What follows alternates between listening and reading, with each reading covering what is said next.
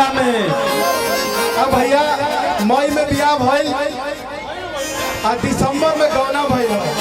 हाय हाय हाय साहनी वो भौजी कहत रही हाय हाय। अरे सैया जाड़ा में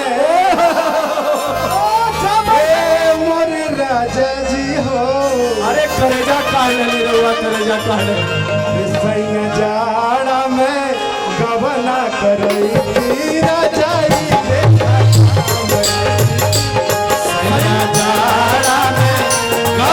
करई तीरा जाई लेखा करई तीरा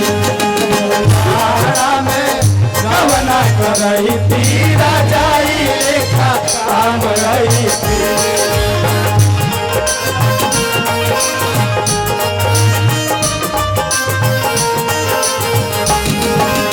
जाई लेखा काम आई थी हो, जाई लेखा काम आई थी।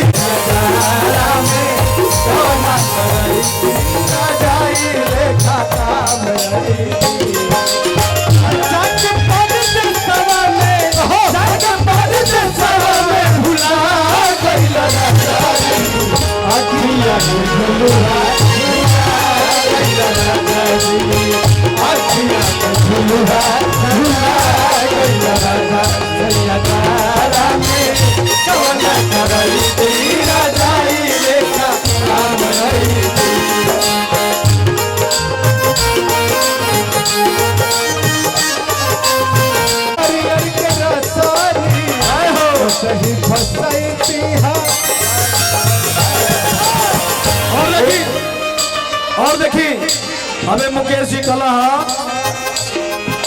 कि भैया के भौजी, लेकिन हम एगो पोल खुलतनी। एक दिन हमसे कहला कि हमरा के बड़ा माने ली। आ कैसे कहला?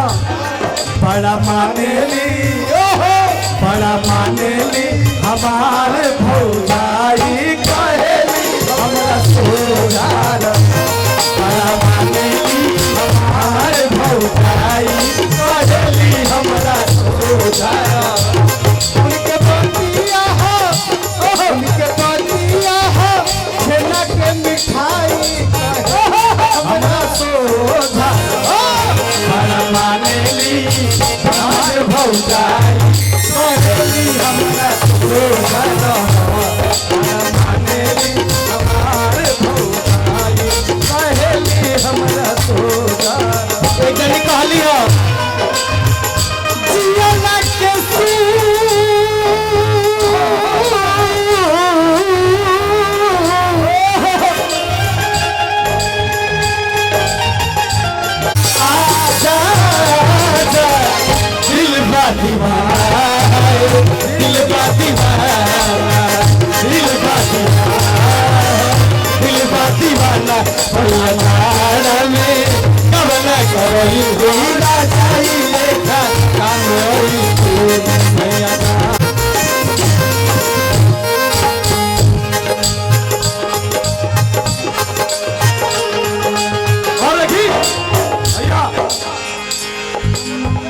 भगत भैया कौन मजा भय राजा तारौआ करतानी। कौन मजा भय राजा तारौआ करतानी। रोज रोज दारू पियतानी। मिलन जाता माटी में जवानी। मिलन जाता माटी में जवानी। कौन मजा भय राजा। भैया भैया सिया निकाले आवा धावा के गोरिया खेले राम लला। सिया निकाले आवा धावा के गोरिया खेले राम लला। सिया निकाले आवा धावा के गोरिया खेले राम लला। सिया निकाले